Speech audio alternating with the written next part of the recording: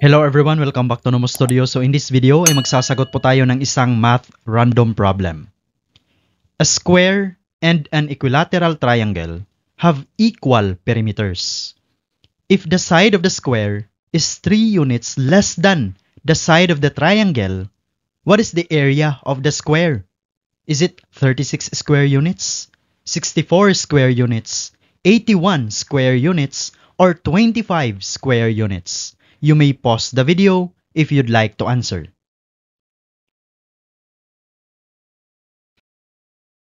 Now, let's understand the problem. Sabi dito, a square and an equilateral triangle have equal perimeters.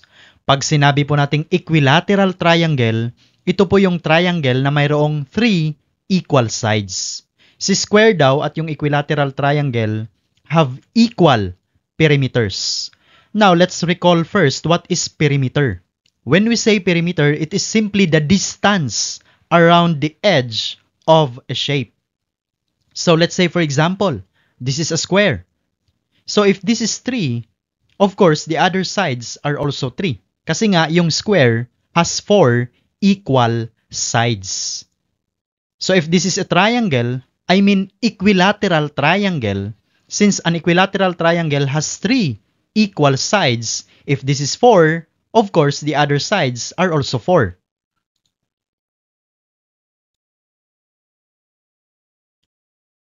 To simplify this further, as we all know that the perimeter of a square is simply adding all the sides, which is s sub 1 plus s sub 2 plus s sub 3 plus s sub 4, and can also be written as 4 times s. And also, the perimeter of a triangle is simply adding all 3 sides. S sub 1 plus S sub 2 plus S sub 3. And if we read again, if we try to read the problem again, a square and an equilateral triangle have equal perimeters.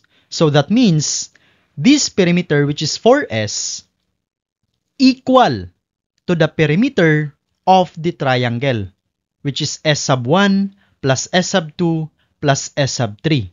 And this can also be simplified as 3 times S.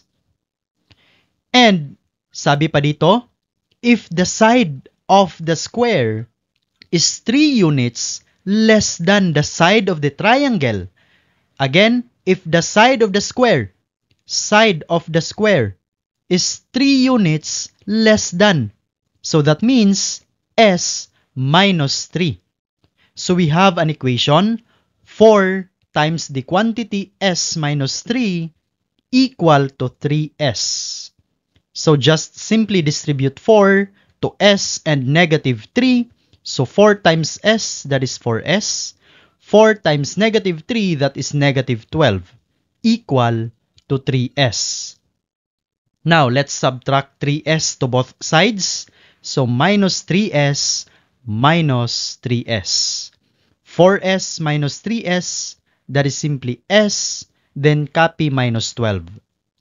This is 0. So, our S is simply 12.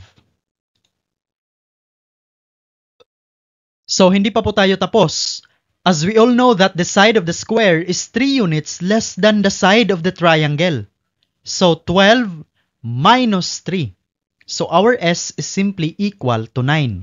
Pero, ang tinatanong po sa atin, what is the area of the square?